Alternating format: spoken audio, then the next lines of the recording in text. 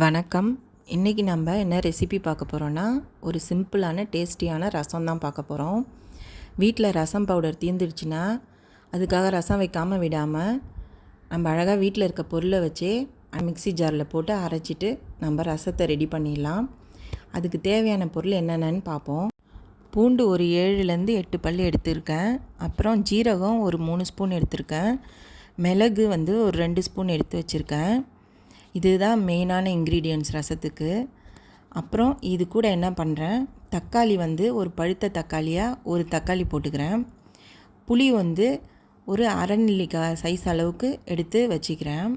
அப்புறம் இதுக்கு தேவையான அளவுக்கு உப்பு, அப்புறம் பெருங்காய பொடி, அப்புறம் இது கூட சேர்க்கறதுக்கு கொஞ்சம் மஞ்சள் தூள் எடுத்துக்கிறேன். இதுதான் இதுக்கு தேவையானது. இப்போ நம்ம ஃபஸ்ட்டு அரைக்கிறதுக்கு தேவையான பொருளெல்லாம் ஜாரில் போட்டுக்கலாம். பூண்டு, மிளகு, ஜீரகம் இது 3த்தையும் போட்டு மிக்ஸி ஜாரில் அரைச்சி இந்த மாதிரி ஒரு கொரகொரப்பான பதத்துக்கு அரைச்சா போதும். அவ்வளோதான். நம்ம ஜாரை எடுத்து எட்ட வச்சுடுவோம். அடுத்தது ஒரு வானல் வச்சு அது சூடான உடனே நான் ஒரு 5 ஸ்பூன் எண்ணெய் போட்டுக்கிறேன். எண்ணெய் போட்டுட்டு அது காயட்டும். எண்ணெய் காஞ்சதுக்கப்புறம் நாம் கடுகு போட்டுப்போம். கடுகு பொரிய ஆரம்பிக்குது. அதுக்கப்புறம் ஜீரகம் போட்டுப்போம்.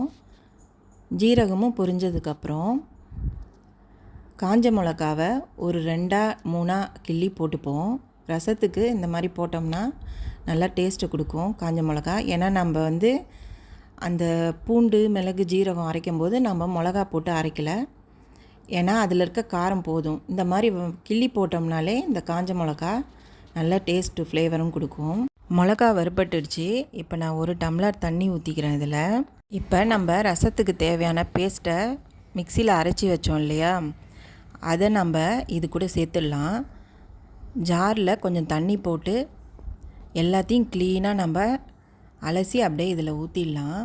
இதை அரைச்சி விட்ட ரசம்னு கூட சொல்லலாம். இது ரச பவுடர் இல்லாதப்ப இந்த மாதிரி தான் ரசம் வைப்பாங்க.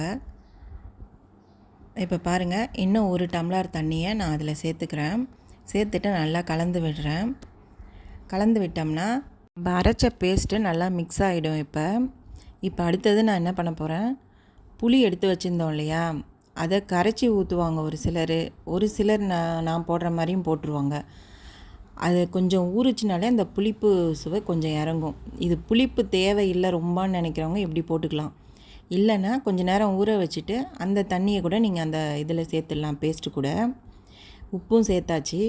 இப்போ அடுத்தது ஒரு தக்காளி வச்சுருந்தேன் இல்லையா, அந்த தக்காளியை அப்படியே கொஞ்சோண்டு தண்ணி போட்டு அப்படியே நல்லா பிசைஞ்சி இந்த மாதிரி விட்டோம்னா தக்காளி திடாக இல்லாமல், அதாவது குழஞ்சி போய் அப்படியே பேஸ்ட் மாதிரி ஊற்றாமையும் நல்லாயிருக்கும். தக்காளி தோல் அங்கங்கே கிடைக்கும். ரசமும் பார்க்குறதுக்கு நம்ம சாதத்தில் போட்டு சாப்பிடும்போது நல்லாயிருக்கும்.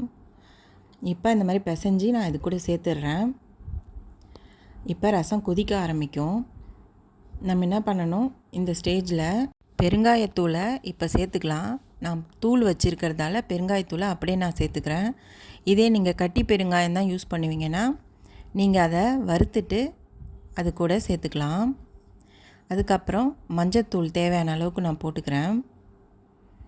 இப்போ இதை ரெண்டையும் சேர்த்து முடித்ததுக்கப்புறம் நம்ம அப்படியே ஒரு கிண்டிடலாம் இந்த ரசத்தை. அப்போ தான் அந்த மஞ்சத்தூள், பெருங்காயத்தூள் எல்லாம் மிக்ஸ் ஆகிட்டு நல்லா கொதிக்க ஆரம்பிக்கும். எப்படியும் ரசம் ஒரு 5லேருந்து 10 நிமிஷத்துக்குள்ளே கொதிக்க ஆரம்பிச்சிடும். இப்போயே பாருங்கள், ஓரத்துலலாம் கொதிக்க ஆரம்பிக்குது. இந்த மாதிரி லைட்டாக கொதி வந்த உடனே நம்ம என்ன பண்ணணும், கருவேப்பிலை, கொத்தமல்லியை ரெடி பண்ணி வச்சுக்கிட்டு அந்த கொதி வர ஆரம்பிக்கும் போதே நம்ம அந்த கருவேப்பிலை, கொத்தமல்லி எல்லாத்தையும் சேர்த்துட்டு நம்ம ஸ்டவ் ஆஃப் பண்ணிடலாம்.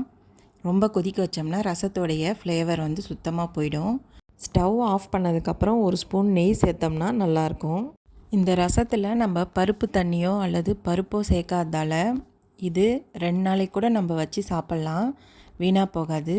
நீங்களும் ட்ரை பண்ணி பாருங்கள். தேங்க்யூ.